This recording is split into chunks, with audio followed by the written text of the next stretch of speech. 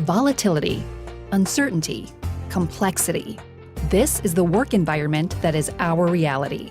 What will leaders need to know to be successful in the future? Who will they need to be to build team member commitment? How will they need to show up to create a motivating environment for their people? Welcome to the Sal Silvester on the Future of Leadership podcast, a dialogue about how leaders will need to adapt to be successful in a rapidly changing world. And now, please join your host and executive producer, Sal Silvester, to engage in the conversation about the future of leadership and how to transform people into confident leaders. Hello, listeners. This is Sal Silvester from 512 Solutions. We're an executive coaching and leadership development firm based here in Boulder, Colorado. I'm also the founder and CEO of Coach Metrics, a cloud-based tool that we use to measure behavioral change in coaching and leadership development. It's just awesome to be with you today. And as you know, if you've listened to any of the previous podcasts, we're here to explore the future of work and the future of leadership and really who leaders need to be in the future to be successful. And as the complexity of our workplace and our world changes and shifts, who will leaders need to be? How are they going to need to show up? That's really where my curiosity lies. That's where I'm excited these days as an executive coach and a leadership development facilitator. And listen, I know from coaching leaders globally that what we've done in the past isn't necessarily what's going to drive success in the future. So I'm excited to be in inquiry with you, my listeners and my guests, and anyone else who's engaged in this podcast to really explore what the future of leadership is about. I'm excited about our guest today, as I am with all my guests, but Tammy Krings is with us. She's an incredible leadership coach and facilitator. I've had the great fortune of working with Tammy on a number of high-level executive coaching and leadership development engagements around the country.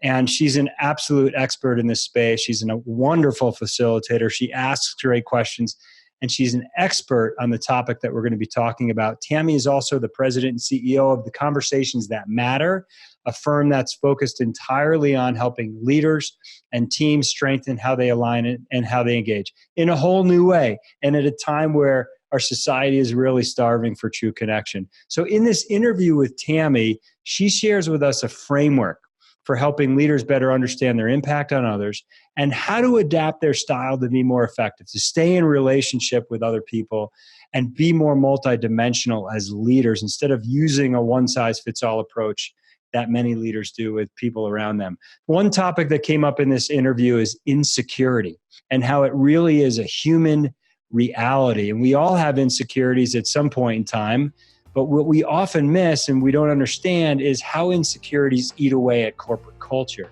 I think you'll be interested to hear more about that. So let's go to our interview now with Tammy Krings. Tammy, welcome. Hi, how are you? Good to see you again. Welcome to the Future of Leadership podcast.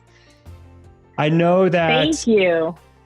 I know that, a lot of the work that you do, a lot of the work that we do together and that I do with clients is really around awareness and emotional intelligence. And I think with all of the change that we're experiencing in the workplace and even in our society, having leaders who are highly self-aware, high levels of emotional intelligence to me is probably one of the most important characteristics of a great leader. When you think about self-awareness and or emotional intelligence, what comes to mind for you? Yeah. And thanks for having me on, Sal. Yeah. I think emotional intelligence is just such a critical factor right now because we are geared for responding to people. And if we don't have a response that's emotionally sound and we're operating out of self versus connection to others, that's where our emotions can actually kind of take over. So an emotionally intelligent leader knows when to respond and how to respond to really build that connection and forward progress rather than operating out of their own feelings of, sometimes it's territorial, a feeling of territorialness or a feeling of not being wrong. And so we're protecting and armoring, but an emotionally intelligent leader has the bandwidth and the maturity to understand what is needed most in that situation for both parties. Yeah. Yeah. I've just found that people that really build that connection that you're Yeah. just mentioned a few different times, they do a few things well. Like they really understand what their impact is on others, on process, Mm-hmm. on the business. And then they're also able to adapt to what other people need and Yeah. use a multi-dimensional approach as opposed to a one size fits all approach. Mm-hmm. Yeah, and it's really getting a chance to be both observer and participant in that conversation. So Mm-hmm. emotionally intelligent leaders can see themselves in the conversation in the moment, as well as be participating in that conversation. So they catch themselves, right? They're censoring sometimes around what is most important in this conversation and what is most needed. And sometimes what's most needed is them stepping away or them stepping aside and allowing their team member or their peer to really process what's happening in that moment. Yeah, that's a great point. And what I found is a lot of leaders can, let's say they're in a meeting, they can reflect back on the meeting and say, oh, I did this well, and maybe I could have done that better.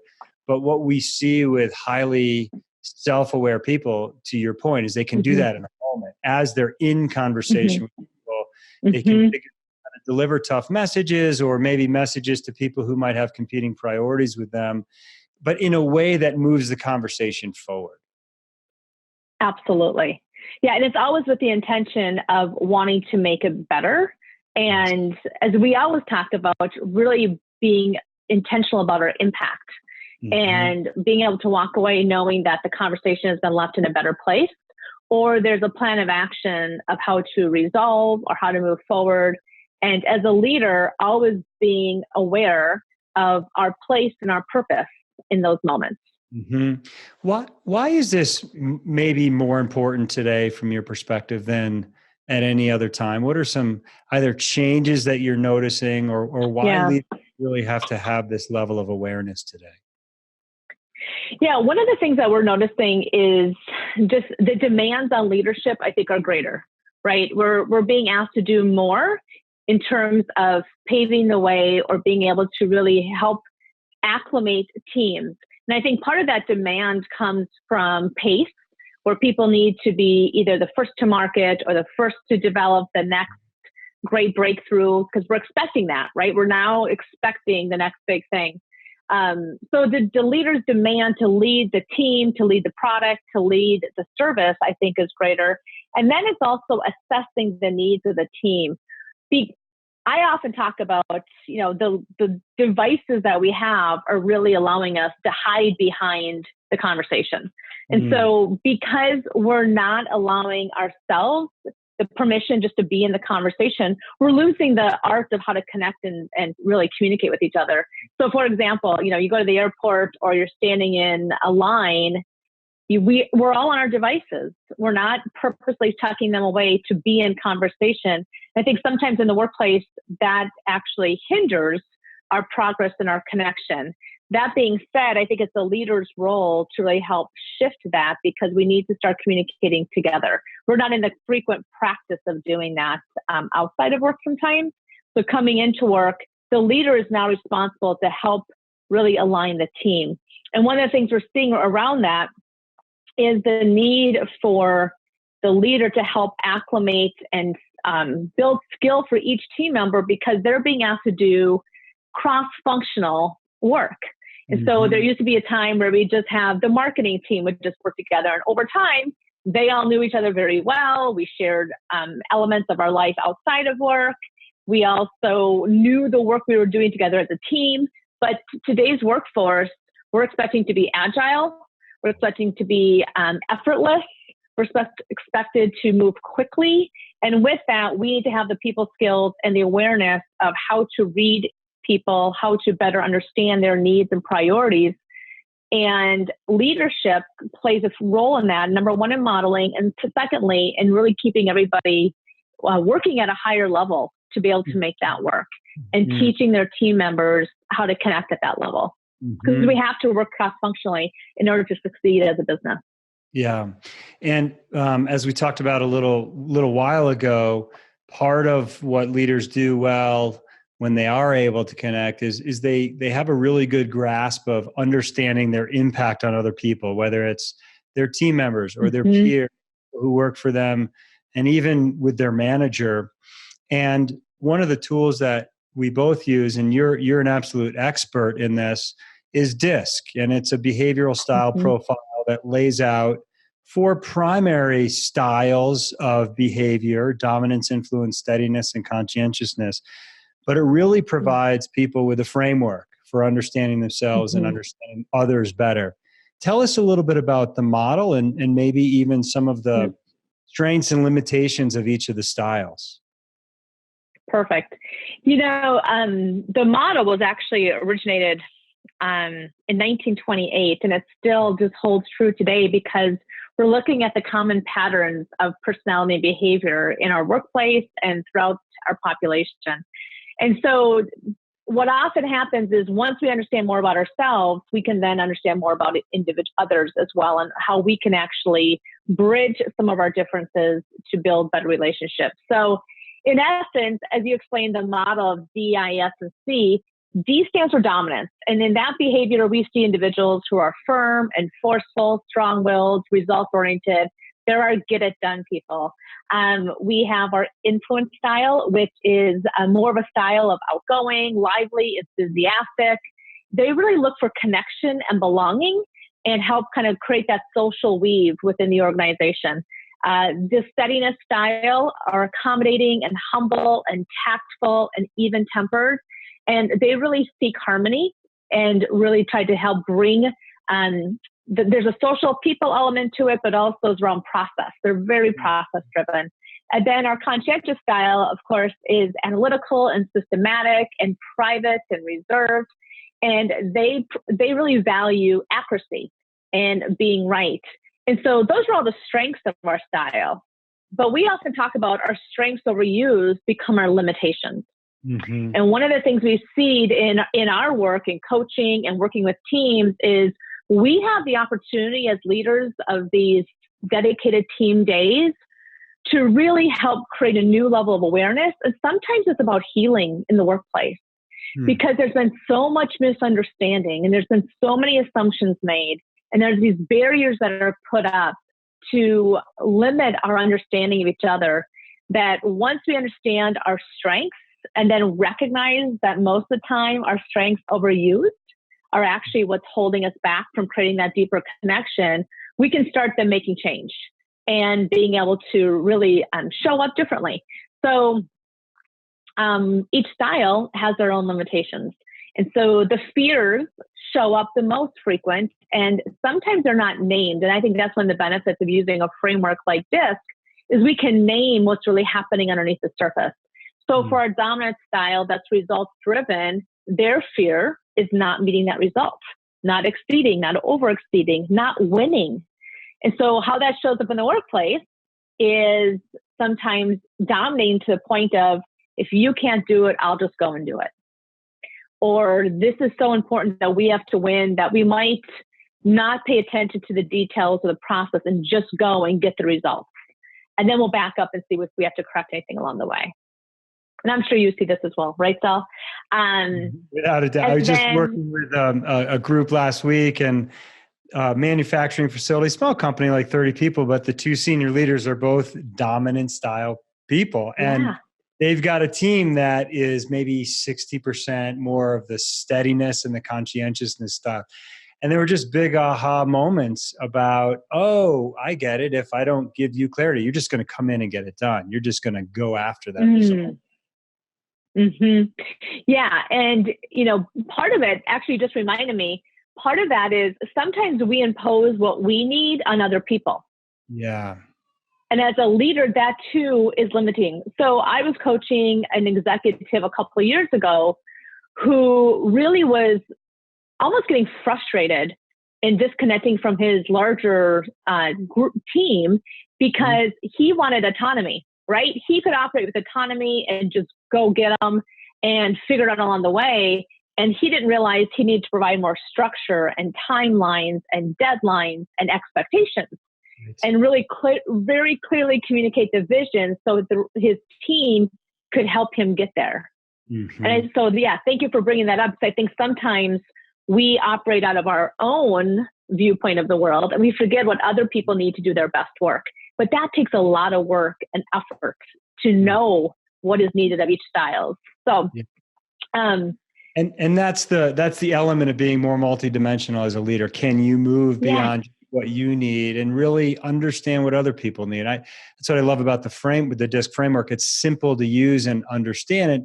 And it's not perfect and it's not everything a person is. People are so much more than just this model, but it gives us a nice, again, framework to understand human behavior and adapt and be more flexible as a person.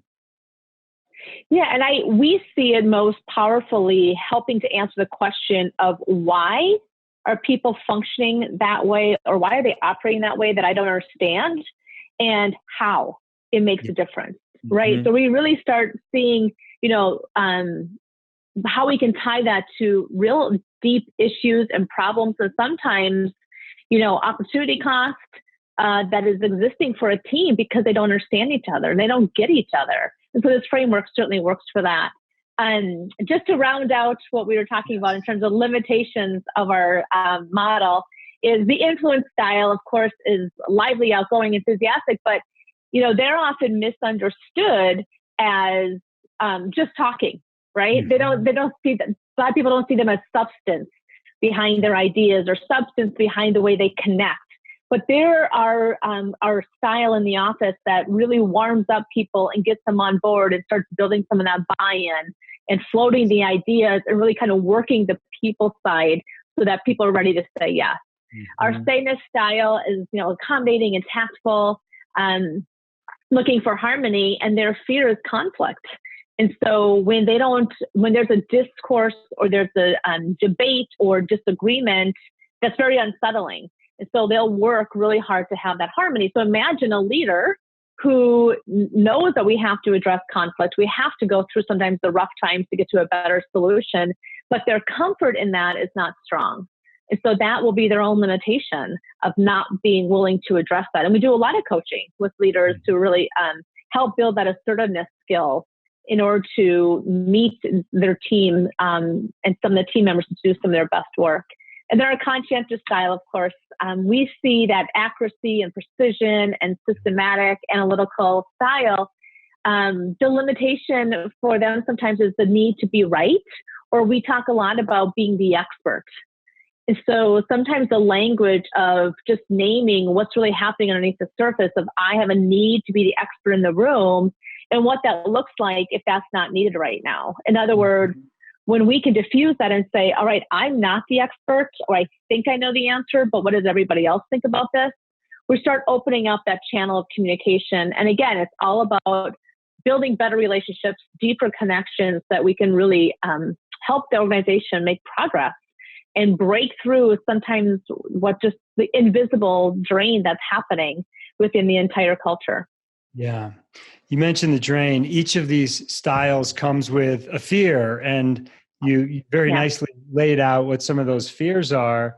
And part of what also comes with each style is an insecurity. It's very sort of just very human for us to all have insecurities. And oftentimes those are either overlooked or not talked about in an organization. But what gets missed almost all of the time is how that insecurity eats away at our culture. How does insecurity, and we're talking about a person's insecurity, how does insecurity play out into the four styles?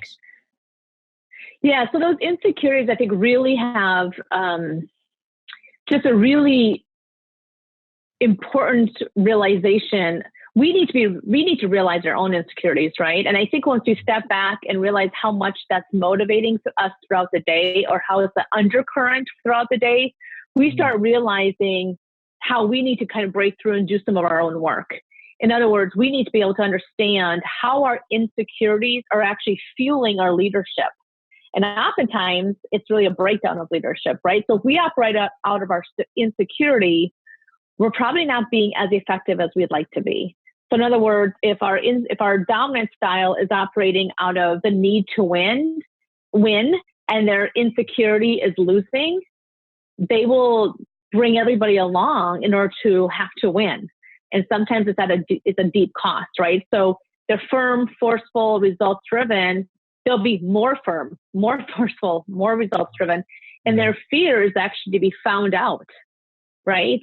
And that insecurity of, okay, I'm not the best right now. So that insecurity of not, sometimes it's also, there's a high ego and high need for control. And so the insecurity factor around control might show up as well. Have you seen that show up in some of your programs recently? Yeah, without a doubt. I think that need to win, I see most often with leaders, especially at the highest levels. And sometimes it comes out very subtly, like withholding information from somebody, or it may come up as competition in a conversation meeting. And so, yeah, that need, that insecurity. I mean, what came up for me as I was listening to you is when we lead through that, by that insecurity as our primary driver of our behavior, we lead from fear. And then that fear creates a reaction, as opposed to leading from some higher level or an outcome orientation where passion comes out and there's more involvement and we have action instead of reaction. So yeah, I see the need very strongly in the workplace. In my book, Unite the 4 Mindset Shifts for Senior Leaders, I describe it as a need to be right versus a need versus the shift of becoming more aware. I know in the work that Marshall Goldsmith does, he lists in, I think it's not what got you here won't get you there. He lists like 21 or 22 derailing behaviors of leaders. And his first one is winning too much. So it's interesting that there's a connection between insecurity and fear, and then that need to win, especially with that dominant style, comes out. Yeah. And, if we're unaware, right, some of our best work is just pointing out the blind spots and helping them discover those blind spots. But if we're unaware of how those insecurities are eroding our effectiveness, we can work harder, but we're not going to get further. And so I think it's really important for us to help map out a plan of shifting and changing and understanding the impact of their behaviors, the impact of that insecurity on what they're really trying to achieve. And I think through that process, we help people gain clarity, right? Once we recognize the barriers that are there, and it's just helping us call it out and name it and claim it. And then we can get better and move the organization forward. Yeah. What's the insecurity, would you say, of the I style, the influence style? Yeah. So the insecurity we see there, their fear is rejection. And so because they're so people focused, and we sometimes say, this is kind of like your social butterfly around the office. There's certainly the ones that want to connect people and have that social approval. And also sometimes we see when there's a group of our influence style, it's almost sometimes like a popularity contest of who is most connected, who knows more people. And that insecurity of rejection that shows up, or the fear of rejection, the insecurity is I won't be liked. I'm not good enough. I can't connect with people well enough. And that we know really has an impact on our workplace, because we're second guessing ourselves. And if we're with the right people, or does my boss like me, or that was a weird disagreement, what's that about? And sometimes it just plays out in our head. One of the things recently, I was coaching an executive that had an I style team member, and he said, "Do you really mean I need to validate the work as often as they need it validated?" I said, absolutely.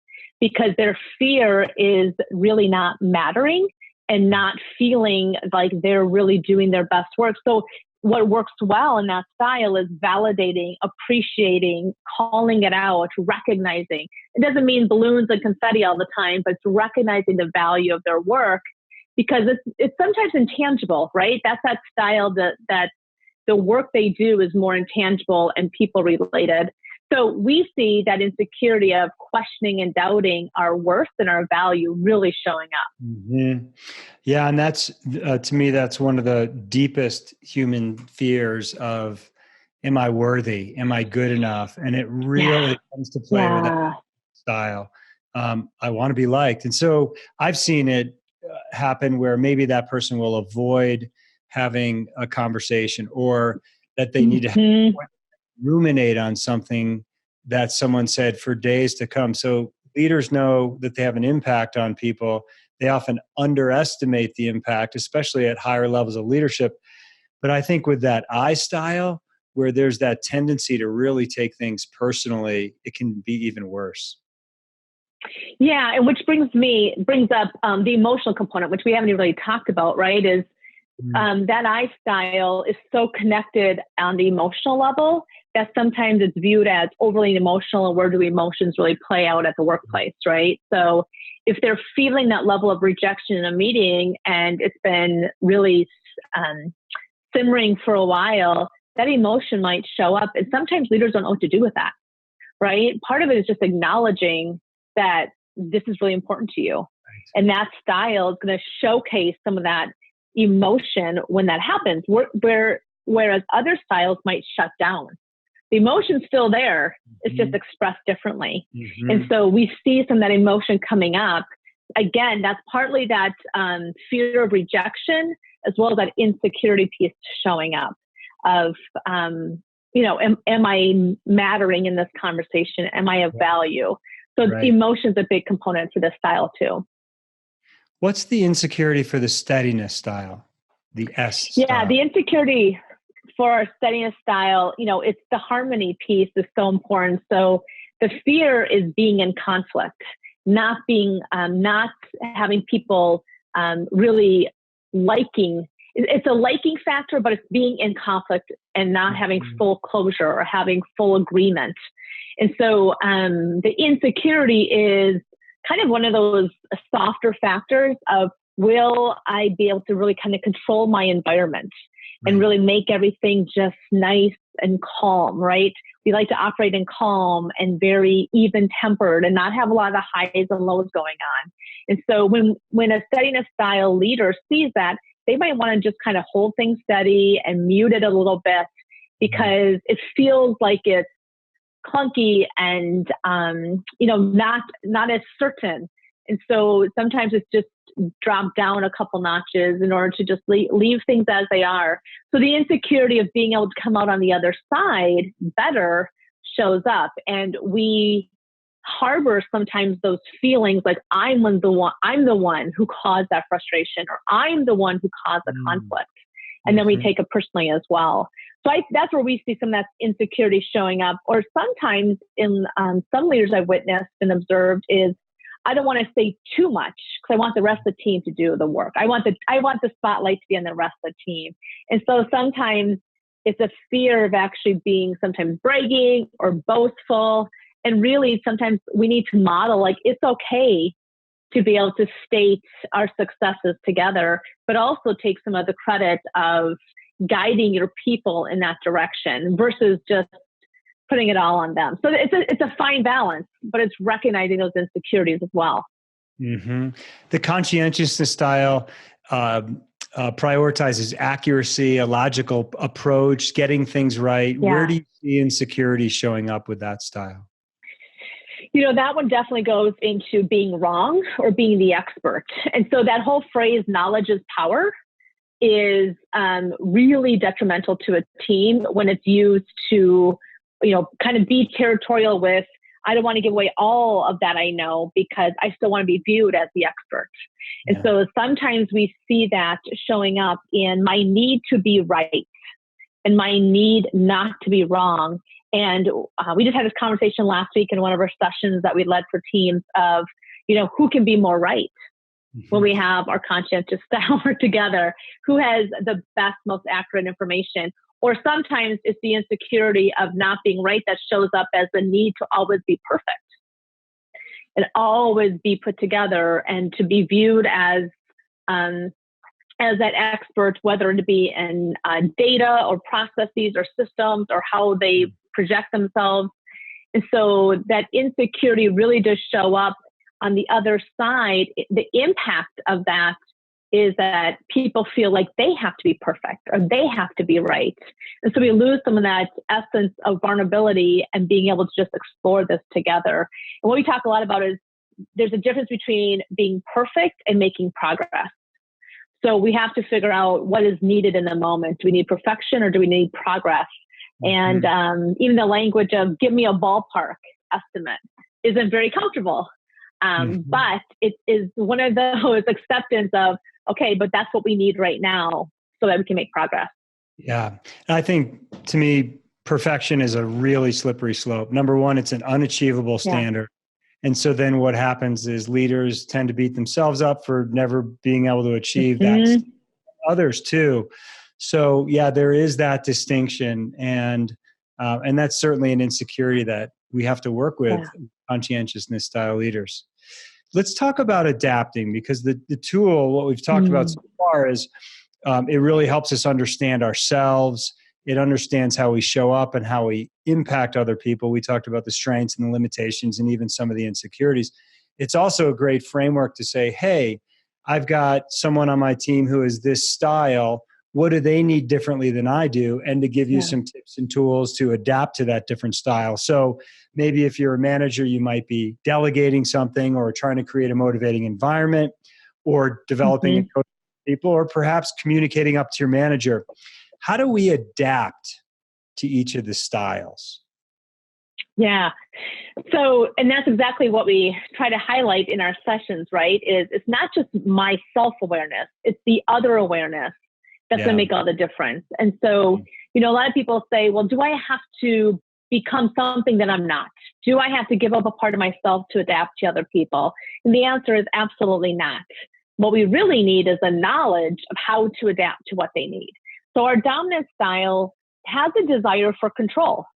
They have a need for being able to have a pathway to just go and get it done and be able to really kind of have that autonomy, which we talked about earlier.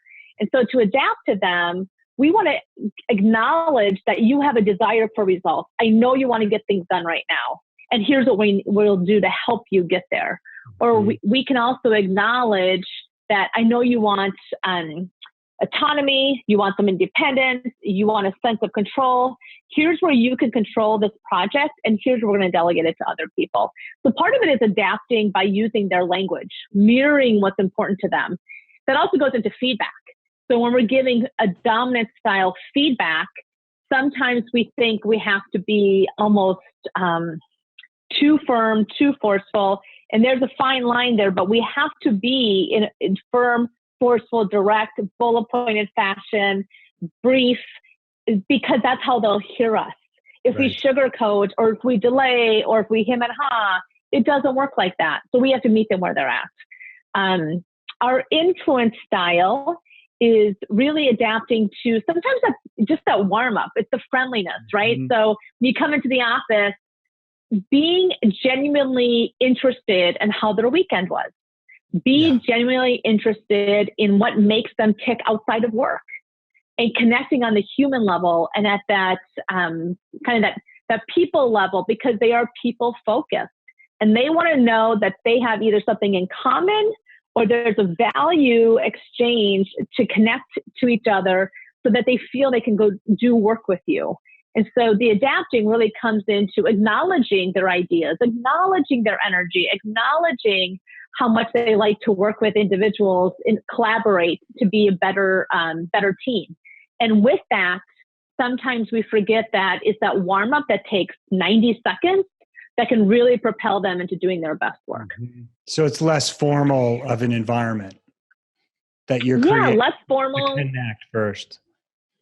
Yeah, and I think it's really that difference of, for my dominant style, I need to be prepared for, if I'm standing in the doorway of an executive that's of dominant style, I need to be able to get in and out in about 90 seconds, right? Don't want to waste your time. I know we got to move quickly. I know you have a ton of stuff to do today. Here's what I need. Here's why I need it. 1, 2, 3, any, direction or redirection and in and out, right? You got to be prepared to make that happen. Right. For I style, we may stand in the doorway and then chit chat for a little bit just to warm up and connect before we go into a similar conversation. but it's just that little bit of tailoring and adapting to give them what they need to be able to really get into a different exchange. Our steadiness style, the adapting, is also recognizing their desire to process. They're very moderate paced and thoughtful, and that means more of a cognitive thoughtful, where they're thinkers and they're processors. And so how we've learned to adapt to sometimes our steadiness style is also just giving them time to process, giving them time to think about it. One of my examples, when I was managing a team of about 7 people, I had 4 of them that were the steadiness style. And now I found my pace was overtaking the room of which we could exchange, and they could come back with great ideas. So I had to learn that silence is golden, and to really create a dialogue to give them time to think about things and come prepared to meetings so they could give us their best ideas. My learning was when I didn't do that, right? When I was feeling like I was just kind of pushing through the idea or pushing through the conversation, I was shutting down the time that was needed for them to come back with some great ideas. And I also learned along the way that I needed to adapt my fast-paced style to be able to create more structure and more timelines and more deadlines. Yeah. And acknowledge, right? I know this might feel uncomfortable right now. I know this might feel like we're not getting along right now, but it's just the process of which we're going from ideation to innovation, right? Or implementation, so that we can really kind of move through it. And there's going to be some stumbling around it. And I think that's one of the things that we're seeing more and more in the workplace is when we acknowledge where people are at, they start feeling heard and valued. Yeah. And the other piece that I'm hearing in what you're talking about, Tammy, is this isn't just one-on-one. This is, what does it look like when we've got a collective team coming together? You mentioned earlier, we're seeing more and more cross-functional teams that are coming together. What does that collective style look like? Because if we've got a few I and D people on our team and a few S and C, they operate at a different pace, not right or wrong, just different. And so our meeting norms, the way we operate, our team agreements, they all really have to accommodate those differences in styles. Absolutely. And we have something called the get it factor. And so I will share the get it factor for each style. And that also speaks to sometimes the priority questions they have.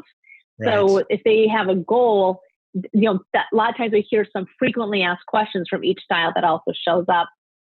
Our conscientious style of how to adapt to them is really giving them that space to do their best work by creating a conversation around, here's where we want to go, and here's where we need you to bring in, your very analytical, systematic approach. Sometimes it's about helping us better understand the details behind it or the research behind it, or just being able to bring in a conversation of, it's not about just getting it done right now.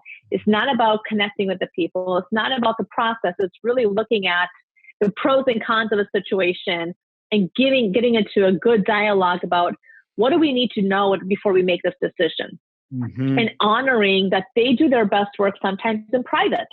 So, and we don't see a lot of emotion from our conscientious style. As a facilitator, that was my greatest learning, is I wanted to see the exchange. I want to see the emotional exchange and the light bulbs go on, and being able to really see some of that eye contact that was going to give me a sense of, we're in this together, right? We're kind of jiving here in the moment in the session. And I learned kind of sometimes the hard way that what I was needing is some of that validation, and what they were doing was just processing. And it was making a ton of sense and making a ton of difference. And they wanted time for reflection. And if I didn't give that to them, then it felt like I was going to steamroll them. So I think as a leader, we just need to know where people do our best work. Our influence style likes to collaborate and be with people. Our conscientious style likes to work in private and likes to kind of have some of that, lack of interruptions, right? So they can do some of the deep, deep work that really contributes to a team and can really lead the way to analyze the direction we're going. Yeah. Where do our people do their best work? That's super insightful. Yeah. Thank you so much for being on the Future Leader podcast today. I think our listeners are going to get a lot of value out of this. And again, appreciate you being here. Yeah, thank you, Sal. It's great talking about how important leadership is right now in our workplace. And the more self-awareness we can gain about ourselves and then about others, I just think we're really going to transform how teams come to work. Yeah, without a doubt. Thank you, Tammy. I hope you enjoyed today's episode of the Sal Silvester on the Future of Leadership podcast. You can get session notes on our website at 512solutions.com. That's the numbers 512solutions.com. Please follow and like the podcast on iTunes or wherever you're tuning in. And if you want to learn more about how we can help transform your people into confident and action-oriented leaders, please check out our website at 512solutions.com. I look forward to continuing the conversation about the future of leadership. I'm out.